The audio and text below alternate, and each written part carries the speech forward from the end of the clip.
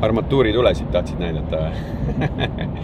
Tegelikult retromotiiv 2 piinlik tunnistada, retrosõitu on küsitud, ei ole teinud ja päris lahe rivi on kokku tulnud ja mingisugune 15 autot, aga noh, Discovery ehk siis meie traktor, see pole see, millega täna sõitma läheme. See on 10 aastat vana, see pole siin mingi retro, aga me oleme teel Kauritel Motorsisse, sest neil on päris põnev niisugune autode kogu, midagi nad seal müüvad ja saime diilile, et lähme otsime mingi sobiva retro sõidumasina. Näed, vaata, mis mu selja taga on ja tegelikult siin on mitu tuba sihukeid masinaid, et noh, keskmises kaubanduskeskuse parklas ikka naljalt neid ei kohta, siin on väga palju autosid suurte V-mootoritega, siin on palju Porschesid, siin on palju AMG-sid ja tegelikult nagu nad ise ütlevad, siis hoiavad seda sisepõlemismootoriga ägedat autokultuuri elus.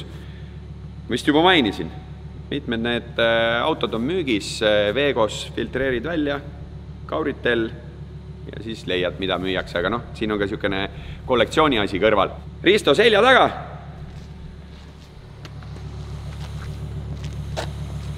Vahi, nagu telliskivi. 98 aasta, see sobib mulle hästi sellepärast, et minu esimesed autod olid 95. aastast, järgmine 98. aastaks. Minu jaoks on see väga retro ja noh, sellel on natuke toredam mootor ka, 176 kilovatti. Aga sellest autost ma räägin siis, kui ma sellega sõitnud olen ja me Wranglers Offis kohal oleme.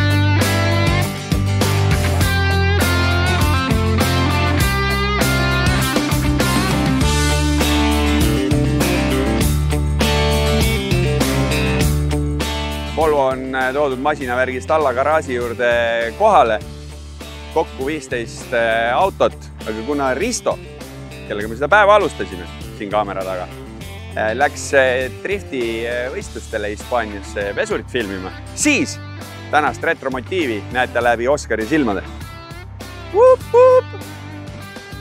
Sõidame!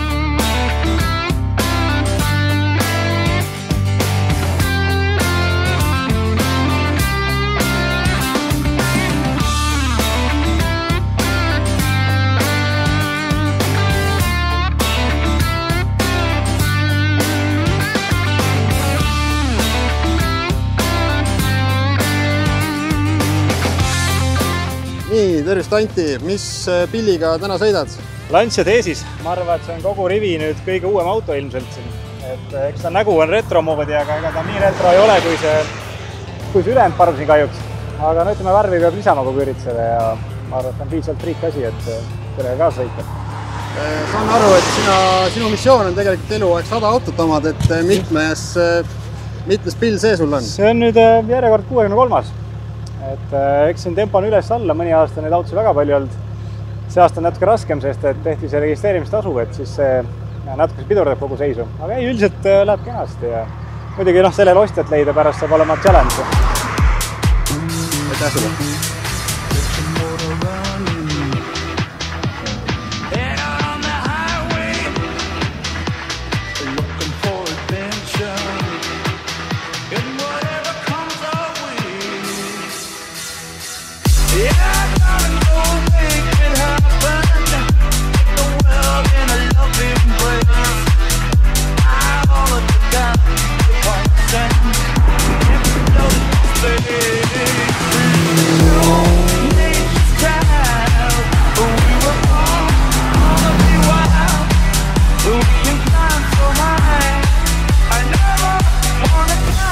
Minu teada teeb Triumph mootorrattaid, aga mida mina ka tean, mis pilliga siin tegu on? Tegu on Triumph GT6-ga. Äkki paar sõna, kuidas sellega sõita on? Sõita on väga huvitav. Seda kaalub suht vähe ja 6-silindriline 2-liitrine mootor ja et noh, elamas omaette. kuidas sees ruumi on? Vähe.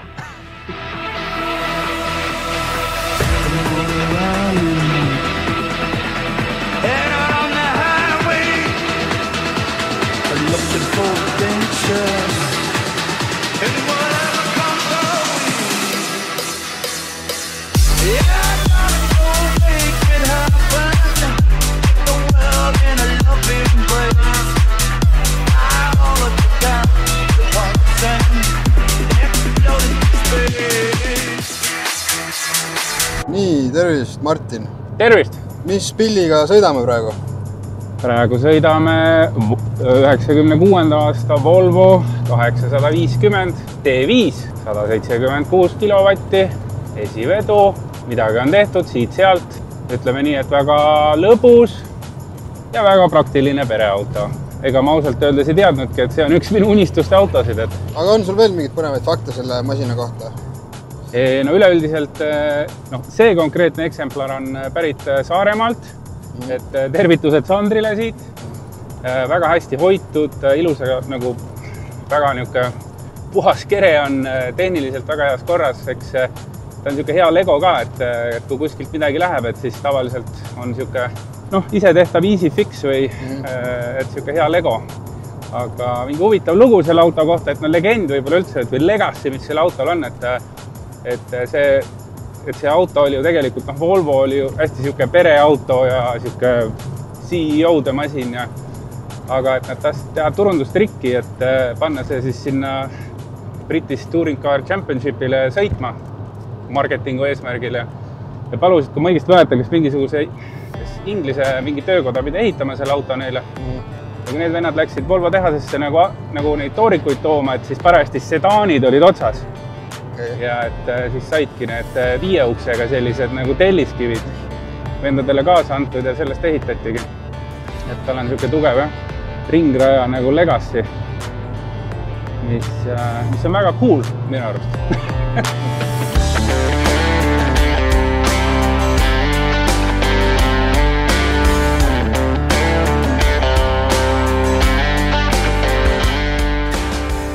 Tere, oleme Varangu viinavabrikus Wrangelshof. See asub Varangu külas Aljelast 7 kilomeetri kauguselt, Tallinnast 100 kilomeetri kauguselt ehk et tund aega mööda sirget asfaltteed. Viinavabrik ise on pärit aastast 1909 ning renoveerinud oleme ta aastast 2020. Ja oleme kujundanud siia sellise kaasaegse sündmuskeskuse, kus saab korraldada erinevaid sündmusi kuni 100 inimesele. Ja oleme koos hoonega teinud ka välishaljastuse, et see oleks üks osa suurest kompleksist.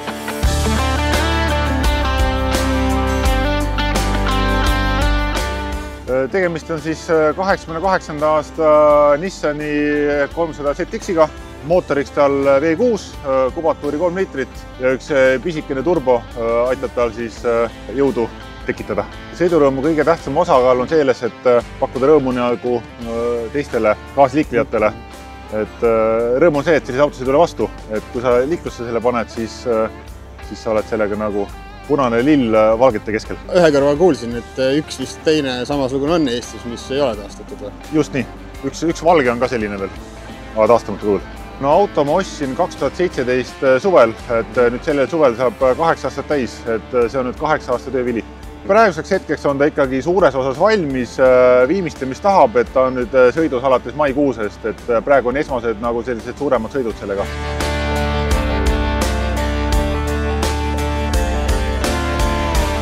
Tere!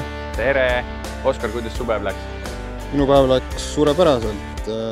Ägedad retroautod, ma olen ise ka retromees ja Soengu järgi. Vunt sees, mullet taga. Nii et mulle väga meeldis ja ilm oli ka tore. Ilm oli täpselt nii kaua tore, kuni tuli välja, et meil on nüüd kõik söödud ja kuskilt tuli sadu, aga see tegelikult üldse ei sega. Meie sündmus lõppes tõesti sellises ägedas kohas siin Virumaal nagu Varangu viinavabrik Wrangelshof, millest teile peremees Raido juba natukene rääkis ja tutvustas, aga me tegime ka ühe üllatuse osalejatele, et kui nad briefingule tulid, siis sündmuse alguses me ütlesime, et meil on üks asi, meil on siin Tõnu Korrol ja tema kirjutab siis ühest autost loo autolehte, Karl teeb sellest autost pildid tegelikult juhtus nii, et lõpuks siis, et kuidas, millisest autost me hääletasime ja 2 autot jäid. Vahuri punane sportlik kaevuksega Nissan ja siis Asko Triumph GT6. Tõesti, mõlemad autod seda väärt, nii et 2 nendest autost saate mingisuguse aja pärast autolehest lugeda. Meie sõit oli selline veits alla 4 tunni, 200 kilomeetrit. Tegime mõnes huvitavas kohas pausi, rääkisime juttu, inimesed nautisid Tervise Cateringi toit. Ei mäleta seda nende peakoka nime, aga tervitaks teda, kui saaks. Nii et ma võtaks kokku sedasi, et Retromotiiv 2 on õnnestunud, aga meie retromotiivindusi lõppe päris siia. Meil on veel Oskar vaja sõita. Me läheme Rakverre siit.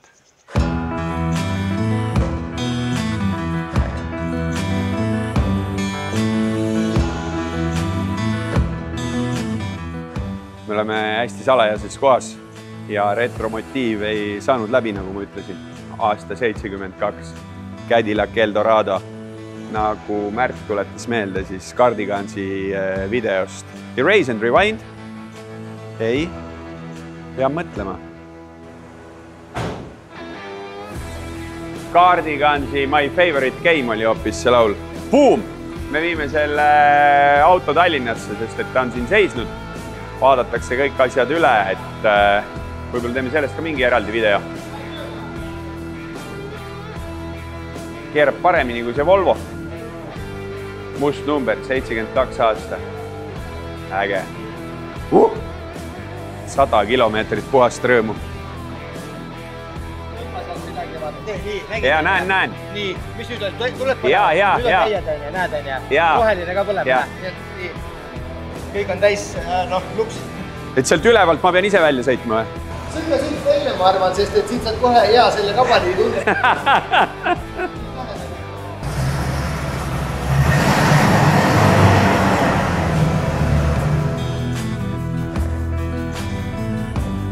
Huvitav, kust pojamehed käivad.